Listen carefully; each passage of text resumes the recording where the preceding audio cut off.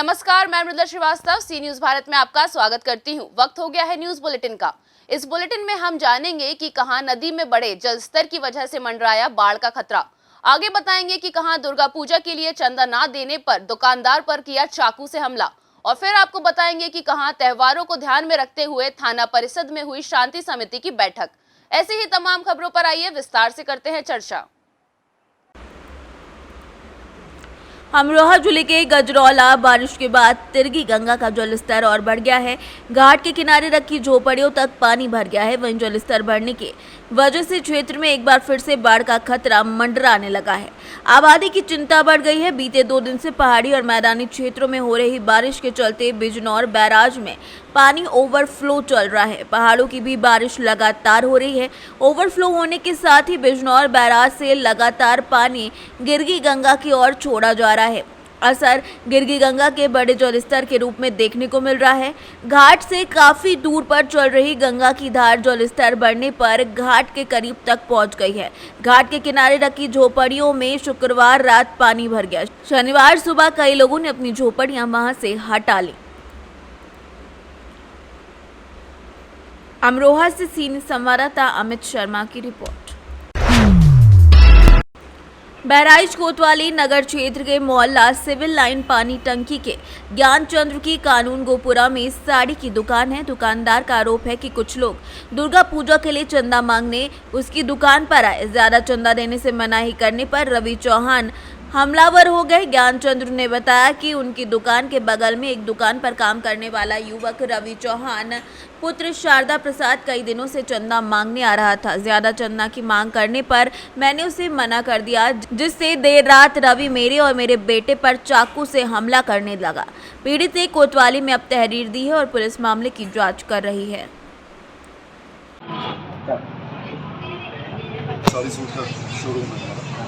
छोटी बाजार मंसानी जी, आपके परिवार में किसी के ऊपर हमला हुआ है, क्या है पूरा मामला और इस संबंध में क्या कार्रवाई आप करें? जी, हमारे छोटे बेटे पर हमला हुआ है गतिक मंसानी, जो समय कल रात में हमको लेने के लिए आया हुआ था घर से, और उस समय वो रवि वर्मा नाम का जो लड़का है वो दारू के नशे में बाहर आकर उसने अचानक से हमला कर दिया। 2-3 दिन पहले चंदा मांगने वाली बात पर उससे हमसे झड़प हुई। चंदा हमने नहीं दिया था उनको, उनके मन में जो मांग रहे थे वो मैंने दुर्गा पूजा का चंदा मांग रहे थे वो मैंने नहीं। अरे वो उनकी उम्मीद थी कि 2100 देंगे, हम 5100 देंगे, मैं 51 रुपये देंगे। जो मेरी श्रद्धा है मैं दूँगा, इसमें कोई ज़बरदस्ती तो नहीं होनी चाहिए। बहराइच से सीनियर संवाददाता अंकित श्रीवास्तव की रिपोर्ट। दतिया कलेक्ट्रेट संजय कुमार और पुलिस अधीक्षक अमन सिंह राठौर के निर्देश के अनुसार सेवड़ा थाना परिसर शांति समिति की बैठक सेवड़ा टीआई धीरेन्द्र मिश्रा और तहसीलदार सूर्यकांत त्रिपाठी के द्वारा संयुक्त रूप से ली गई, जिसमें भारतीय जनता पार्टी के मंडल अध्यक्ष सुरेंद्र चौहान, नगर परिषद अध्यक्ष आशा गोविंद नागिल के सुपुत्र सत्येंद्र यादव, नगर परिषद उपाध्यक्ष रचना संजय दीक्षित, बादशाह खान, कांग्रेस के मीडिया प्रभारी देशराज कुशवाहा और सेवड़ा के गणमान्य लोग शांति समिति की बैठक में शामिल हुए। बैठक के दौरान सेवड़ा टीआई धीरेन्द्र मिश्रा के द्वारा आगामी नवरात्रि के त्योहार को लेकर शांतिपूर्ण तरीके से और भाईचारे से त्योहार मनाने की बात कही गई। इतना ही नहीं, उन्होंने कहा कि अगर किसी भी प्रकार की हिंसा या उत्पात पाया जाता है तो कानूनी कार्यवाही की जाएगी। दतिया से सीनियर संवाददाता नितिन दांतरे की रिपोर्ट। दतिया पुलिस अधीक्षक अमन सिंह राठौर के निर्देशन में भगवापुरा थाना पुलिस के द्वारा थाना परिसर थाना प्रभारी भगवापुरा मुरारी शर्मा के द्वारा आगामी नवरात्रि के त्योहार के मद्देनजर रखते हुए शांति समिति की बैठक ली गई, जिसमें भाईचारे से शांतिपूर्ण तरीके से त्योहार मनाने की बात कही गई और अगर किसी प्रकार का उत्पात पाया जाता है तो कानूनी कार्यवाही भी की जाएगी। इस दौरान सी न्यूज भारत जिला ब्यूरो चीफ नितिन दांतरे, अनिल पुजारी प्रधान आरक्षक हरगोविंद सिंह, एसआई स्वाति शर्मा, पुलिस बल और नगर के गणमान्य लोग मौजूद रहे। दतिया से सी न्यूज संवाददाता नितिन दांतरे की रिपोर्ट। कलेक्टर संजय कुमार ने मुख्यमंत्री जन सेवा अभियान के तहत शासन की मंशा के अनुरूप पात्र हितग्राहियों को 100% योजनाओं का लाभ दिलाने के लिए जिले में संचालित सर्वे कार्य का निरीक्षण कर ग्रामीणों से इस संबंध में चर्चा कर जानकारी ली। कलेक्टर कुमार ने इस दौरान सेवड़ा जनपद पंचायत के ग्राम चीना और दिवुंगा में आयोजित शिविर में भाग लेकर ग्रामीणों से सीधा संवाद करते हुए कहा कि प्रदेश के मुख्यमंत्री शिवराज सिंह चौहान की मंशा के अनुरूप जिले में मुख्यमंत्री जन सेवा अभियान के तहत पात्र व्यक्तियों को 100% योजनाओं का लाभ दिलाना है। उन्होंने बताया कि 17 सितंबर से शुरू इस अभियान के तहत सर्वे दल घर घर जाकर लोगों से योजनाओं में मिले लाभ और योजनाओं में लाभान्वित और वंचित लोगों की जानकारी लेके। सर, जो आपकी द्वारा जो सचिव पर कार्रवाई की गई है, इस पर क्या कहना रहेगा आपका? अभी 17 सितंबर से लेकर के 31 अक्टूबर तक मुख्यमंत्री जन सेवा अभियान चल रहा है। इस अभियान का उद्देश्य है कि जितने भी पात्र हितग्राही हैं विभिन्न शासकीय योजनाओं के, उसमें से कोई भी पात्र व्यक्ति छूटना नहीं चाहिए। काफ़ी योजनाएं तो ऑलरेडी सैचुरेट होकर के चलती है, लेकिन कुछ योजनाएं हैं जिसमें काफ़ी कम बाकी है। इस हेतु हम लोग सभी गाँव में डोर टू डोर सर्वे करा रहे हैं ताकि किसी भी घर में कोई पात्र बंदा नहीं छूटे। सर्वे का काम अभी चल रहा। इसी दौरान सभी गाँव में एक एक शिविर भी लगा रहे हैं, कैंप लगा रहे हैं। उसी सिलसिले में आज हम चीना गांव गए थे और अभी ये दिगुआ गांव में भी अभी हमने इस शिविर में भाग लिया। चीना में हमने देखा कि वहाँ पे एक दो दिव्यांग लोग थे, दुर्भाग्य से जिनकी आंखें नहीं हैं और उनको अब तक पेंशन नहीं मिला। ये बहुत ही दुखद और मेरे लिए तो बड़ी दर्दनाक ये विषय था। बड़ी तकलीफ़ हुई मुझे और मुझे लगा इसमें कि स्पष्टतया बहुत ही बड़ी गलती है और चूक है सचिव का वहाँ पे, क्योंकि वो एक गांव को कटर करता है, एक ग्राम पंचायत को, और वहाँ कोई दिव्यांग आदमी एक नहीं दो, क्योंकि ऐसे जो दिव्यांग है वो उनकी ज़िंदगी सबसे मुश्किल होती है और हम सभी का काम है कि लोगों की ज़िंदगी में थोड़ी आसानी लाएं। तो मैंने उसके खिलाफ़ अभी उसको निलंबित करने का निर्णय किया है और इसलिए किया है कि ताकि और भी जितने लोग ज़िले में लगे हुए हैं इस सर्वेक्षण और हित देने के काम में, वो ऐसी चूक न करें, क्योंकि ये चूक व्यवस्था के लिए तो बहुत ही दर्दनाक है ये। तो लिहाजा अगर और भी कोई चूक पाई जाएगी तो कोई बंदा हो उसके खिलाफ़ कड़ी कार्रवाई करेंगे। अभी ये शिविर का जो सिलसिला है चलेगा अभी अगले 10 दिन। उसके बाद फिर एक सेकेंड राउंड भी शिविर का करेंगे और उसके बाद फिर हम इस मुकाम तक पहुंच जाएंगे कि अब ज़िले में जो हमारी योजनाएं हैं उसका कोई भी पात्र आदमी छूटा हुआ नहीं है। ये हमारे रडार पे आ गया है, हमारे लिस्टिंग में है, उसको हित देने का काम प्रक्रिया में आ गया है, ये सुनिश्चित करेंगे। और फिर भी अगर कोई छूट जाए तो उसके लिए वंचित बताओ इनाम पाओ एक अभियान हमने दतिया ज़िले में रखा है कि ताकि अगर कोई भी इंसान अपने बारे में या फिर किसी और के बारे में ये बताएगा कि उसे कोई हित लाभ नहीं मिला है और वो उसका क्लेम सही पाया गया तो उस व्यक्ति को हम सम्मानित करेंगे 1 नवंबर मध्य प्रदेश के स्थापना दिवस पे। सर, जैसा कि आगामी नवदुर्गा का त्यौहार 2 दिन बाद आ रहा है और तीनों पुल टूटे हुए हैं, इस पर जिला प्रशासन। दतिया से सीनियर संवाददाता नितिन दांत्रे की रिपोर्ट। जनपद बदायूं के थाना फैजगंज बेटा क्षेत्र के ग्राम ओरछी चौराहे के समीप एक खेत में किसी अज्ञात व्यक्ति के पड़े होने की सूचना पर ग्राम ओरछी में हड़कंप मच गया, जिसकी सूचना थाना फैजगंज बेहटा को दी गई।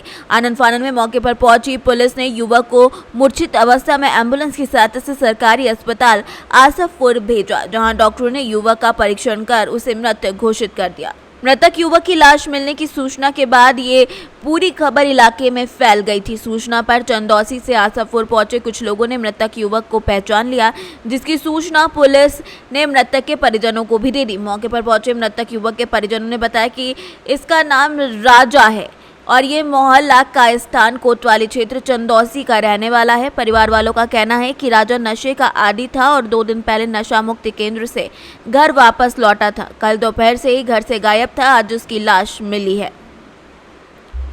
बदायूं से सी न्यूज़ संवाददाता इफ्तिखार खान की रिपोर्ट।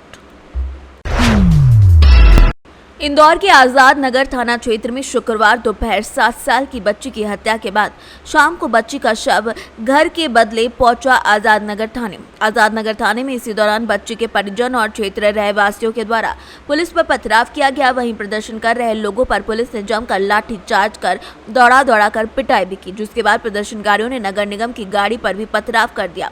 प्रदर्शनकारियों ने आरोपी सद्दाम की फांसी की सजा देने की मांग की है। वहीं पथराव के दौरान 2 सरकारी वाहनों को भी क्षतिग्रस्त किया गया है। वहीं हंगामा देखकर मौके पर भारी पुलिस बल लगाया गया। वहीं मृतका के परिजन थाना आजाद नगर के बाहर एम्बुलेंस में बच्ची का शव रखकर आरोपी को फांसी देने की मांग कर रहे हैं।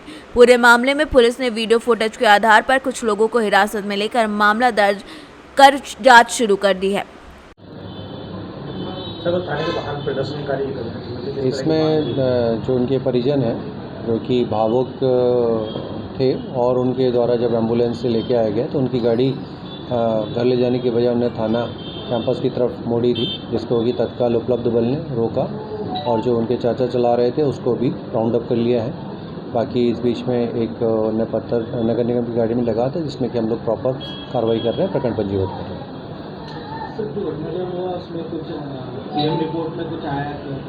इसमें जो अभी तक है इसमें धारदार हथियार से ही घटना करना कारित हुआ है और इन्वेस्टिगेशन जारी है। आरोपी गिरफ्तार हो गया है? इसमें आरोपी गिरफ्तार हुआ है और पुलिस ने इन्वेस्टिगेशन पूर्ण कर आरोपी के क्या पूर्व रिकॉर्ड भी निकले हैं इस तरह की? अभी डाटा के हिसाब से अभी प्राप्त नहीं है, लेकिन दीगर थाना क्षेत्रों में भी हम जानकारी प्राप्त कर रहे हैं। कहीं पे भी होगा तो उसको हम आवश्यक रूप से संलग्न करेंगे। दिमागी रूप से विक्षिप्त बताया जा रहा है? ऐसा अभी कोई प्रतीत नहीं है पूछताछ करने में। बाकी हम इन्वेस्टिगेशन कर रहे हैं, लॉ एंड ऑर्डर से हटके पूरा थॉरो इन्वेस्टिगेशन इसका होगा, इस पे भी हम लोग इन्वेस्टिगेट करेंगे।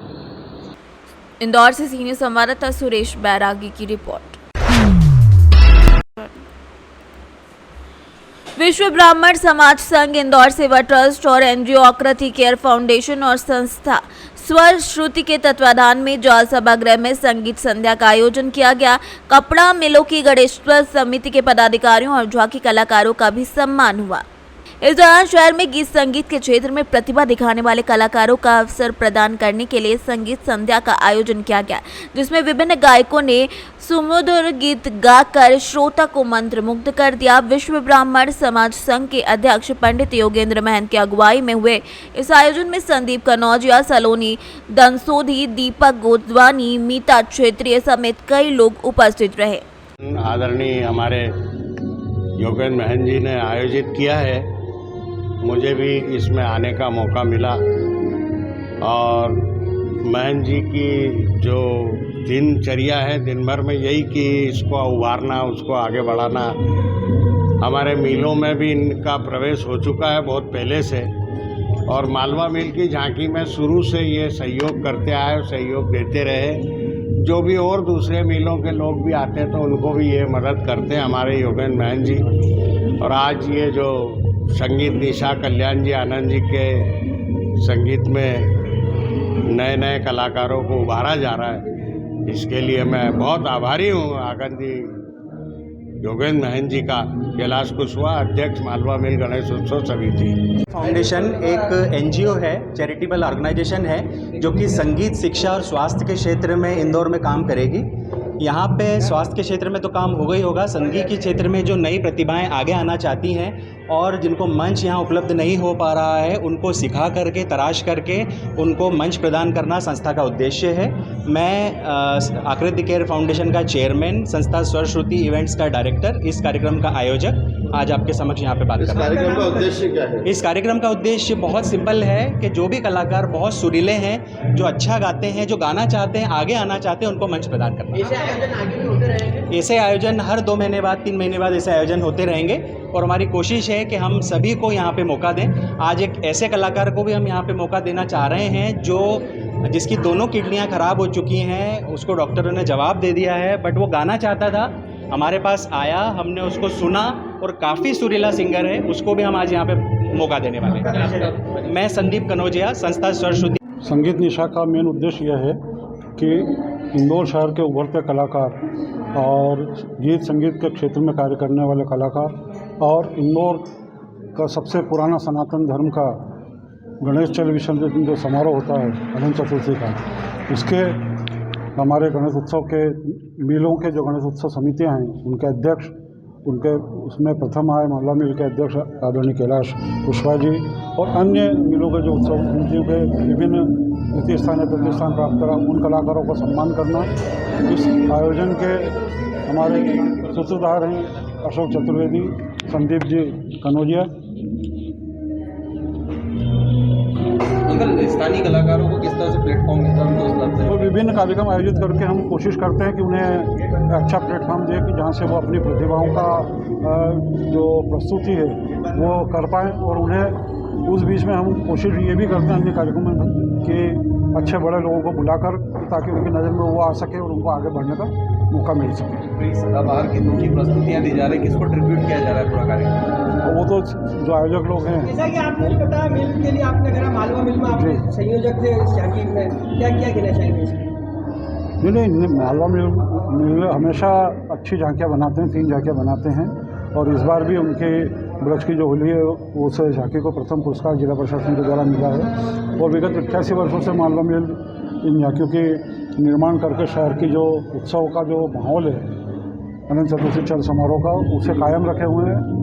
विपरीत परिस्थितियों में भी ये अपने पुरुषार्थ से इस कार्य को आगे बढ़ा रहे हैं। इंदौर से सी न्यूज़ संवाददाता सुरेश बैरागी की रिपोर्ट। इंदौर में श्री अग्रवाल समाज केंद्रीय समिति के द्वारा आपकी समिति आपके द्वारा आपके साथ अग्रसेन जयंती महोत्सव के लिए एयरपोर्ट रोड स्थित अखंड धाम आश्रम में अग्रवाल समाज पश्चिम क्षेत्र की अगुवाई में विशेष बैठक का आयोजन किया गया, जहां 26 सितंबर को निकलने वाली शोभा यात्रा के लिए समाज बंधुओं को निमंत्रण दिया गया। साथ ही शोभा यात्रा में सभी व्यवस्थाओं को लेकर समाज पदाधिकारियों को जिम्मेदारियां सौंपी गई। केंद्रीय समिति के वरिष्ठ पदाधिकारियों ने बताया कि कोरोना के 2 साल बाद महाराज अग्रसेन की जयंती को लेकर समाज बंधुओं में खासा उत्साह है। इसी के मद्देनजर रोज शहर के अलग अलग क्षेत्रों में अनेकों सामाजिक, धार्मिक और सेवा कार्य समाज बंधुओं के द्वारा किए जा रहे हैं। इस अवसर पर मुख्य रूप से वरिष्ठ समाज सेवी जगदीप गोयल, बाबा श्री राजेश बंसल पंप, कुलभूषण मित्तल कुकी, अरविंद बागड़ी, हरि अग्रवाल समेत कई लोग उपस्थित रहे। हम लोग 26 तारीख के लिए शोभा यात्रा के लिए घर घर जाके सभी को निमंत्रण कार्ड देंगे और 26 तारीख को शोभा यात्रा में शाम को 5 बजे राजबाड़ा पे आने के लिए निवेदन करेंगे और 25 तारीख को हमारी प्रभात फेरी भी निकलेगी सुबह 7 बजे सीताश्री से नरसिंह वाटिका तक। आज क्या क्या घोषणा हुई है यहाँ पर? आज एक तो जगन्नाथपुरी यात्रा की घोषणा हुई है केंद्र समिति द्वारा, जो जनवरी में प्रस्तावित है। उसमें हमारी तरफ से पश्चिम क्षेत्र की सबसे ज़्यादा तादाद 2 बोगी की हमने डिमांड रखी है और जो जुलूस में भी अपने शोभा यात्रा में भी पश्चिम क्षेत्र से सबसे ज़्यादा संख्या में हम लोग राजवाड़ा पर उपस्थित होंगे। मैं नितिन अग्रवाल।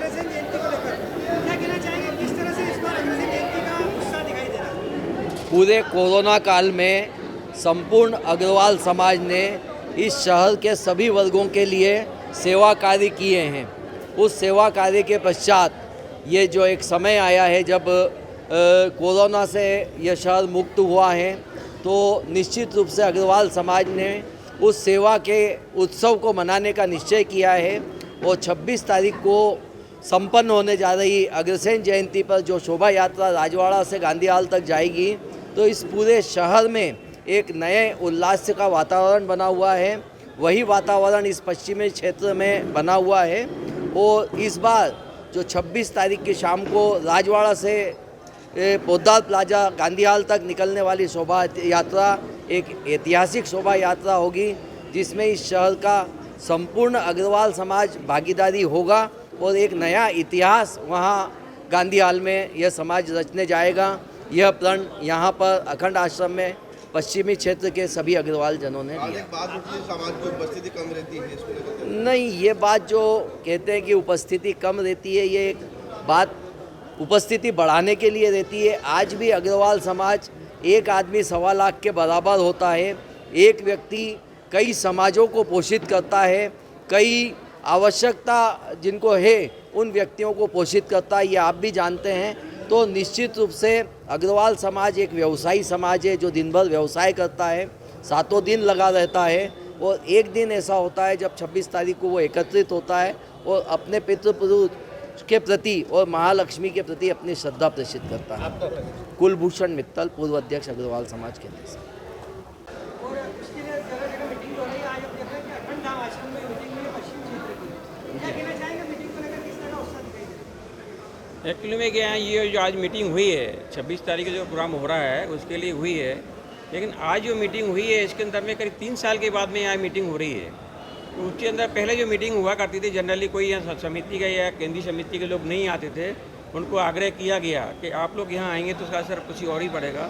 तो वो सारे लोग जो वरिष्ठ लोग हैं वो भी यहाँ पे इस मीटिंग के अंदर आए थे। इसके कारण से हम लोगों ने सब किया कि वरिष्ठ लोग यहाँ पे आ रहे हैं, आपको निमंत्रण देने के लिए आ रहे हैं, ये राजवाड़े से यात्रा निकलेगी उसमें सम्मिलित करने के लिए आपको बोलने के लिए आ रहे हैं। इसलिए आप लोगों का फर्ज बनता है, ये अपना दायित्व बनता है कि अपन पश्चिम क्षेत्र के लोग एकजुट होकर के सारे के सारे अधिक लोग वहाँ पर संख्या में पहुँचे, वहाँ पर अपनी समाज की जो है ना एकजुटता को वहाँ पर जाके प्रदर्शित करें, ये उनका मेन उद्देश्य है। अभी जैसे आजकल जो चला आ रहा है वो मैंने देखा है अभी कि जनरली जो अग्रवाल लोग रहते हैं केवल वहीं जाते हैं जहाँ उनको कुछ अपना कुछ दिखता है, अदरवाइज ये लोग नहीं जाते। बहुत बड़ी गलती है। मैं तो सभी लोगों को बोलता हूँ कि यदि एक आवाज़ के ऊपर में अग्रवाल इकट्ठा होता है तो सभी समाज के लोगों को पीछे छोड़ सकता है, जबकि और समाज के लोग या अग्रवालों से सीख करके वहाँ वो सारे के सारे अपने एकता कर रहे हैं और सब प्रोग्राम भी करते रहते हैं, सभी के अंदर अच्छा इंटरेस्ट ले रहे हैं। ये अग्रवाल ये भूल जाता है कि मैंने कुछ चालू किया था उसके बाद में कंटिन्यू नहीं कर पाता, ये सबसे बड़ा माइनस पॉइंट है।